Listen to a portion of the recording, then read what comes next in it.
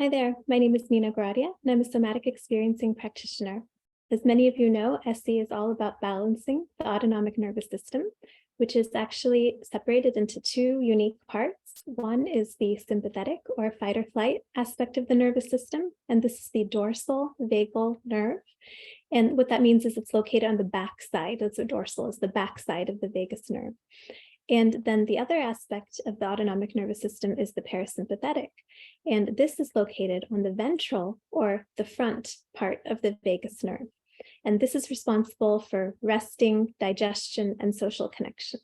So it's very important that we balance both aspects of this. We don't want to always be in parasympathetic. We'll never get anything done. We don't always want to be in sympathetic. We'll be fried through fight or flight responses and anxiety and stress.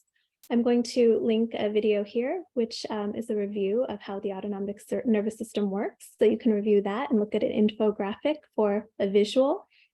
But today I want to share with you ways that we can balance this using vagal nerve stimulating exercises. And this is stimulating the ventral aspect. So it's going to help calm you down. And this is really important because there are a lot of issues that can happen if the sympathetic nervous system is out of balance. So this can look like emotional dysregulation, trust issues, menstrual problems. This can be, loss of appetite, high blood pressure, difficulty sleeping, irritability, anger, memory issues, feeling of hopelessness, depression, high risk behaviors. So many things can happen when this is out of balance. And with the chaos in the state of our world right now, especially, it's really important to know ways that you can self-regulate and manage this vagus nerve for yourself.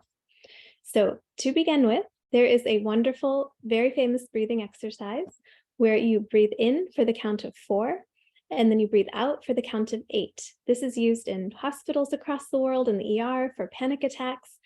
So when you do this, you're counting 1, 2, 3, 4 on the inhale, and you're exhaling 1, 2, 3, down to 8. You can also count in for 4, hold for 4, and then breathe out for 8.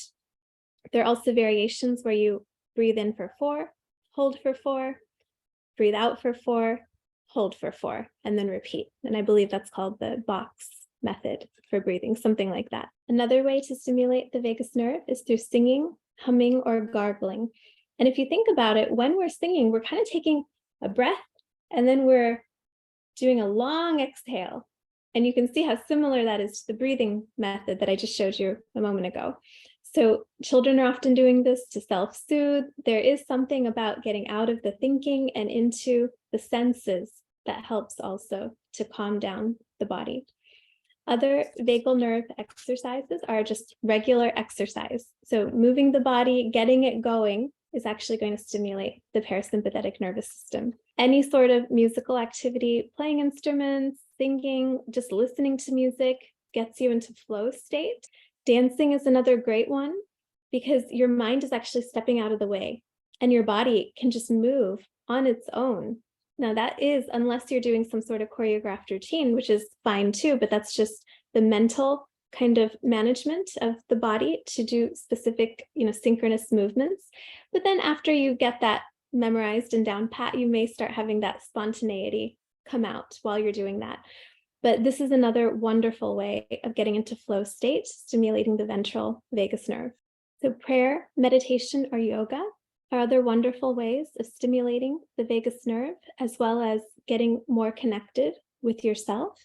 And this connection with ourselves helps us connect with other people better, which is also a phenomenon of the ventral vagus nerve and the parasympathetic side of the autonomic nervous system. It's with our social connection. Cultivating positive emotions within yourself, such as gratitude, has been shown to help with the vagal nerve stimulation. And this is something that you can have an accountability buddy, or you can use an app on your phone that can help. There's an app called the Calm app that can be helpful. In addition, journaling can be so helpful to get your thoughts down on paper. Especially, narrative expressive writing has been shown to decrease heart rate and improve heart rate variability. This is a form of writing where you can write about your adverse events that have happened to you in your life and write down your deepest thoughts and weave in your emotional feelings through this narrative. And it's going to help to calm down this fight or flight response, and it's going to help stimulate the ventral vagus nerve. So lastly, number 10, there's a great book called Accessing the Healing Power of the Vagus Nerve by Stanley Rosenberg. It has so many vagus nerve balancing exercises, including eye movements and head movements to balance the output of the sympathetic and parasympathetic nervous system. It's available widely online, and there are exercises you can do with a partner to facilitate personal connection. I hope these tips have been helpful. These are things you can do easily throughout the day, at home. You can even do some of them while you're listening to somebody speak who might be triggering you, like the breathing exercises. You can do the humming and singing while you're in the car. There's lots of ways that you can incorporate these to keep your vagus nerve toned up. If you happen to know any I haven't mentioned, feel free to share them below. I'd love to hear your feedback, and I'll see you in the next video. Thanks for watching.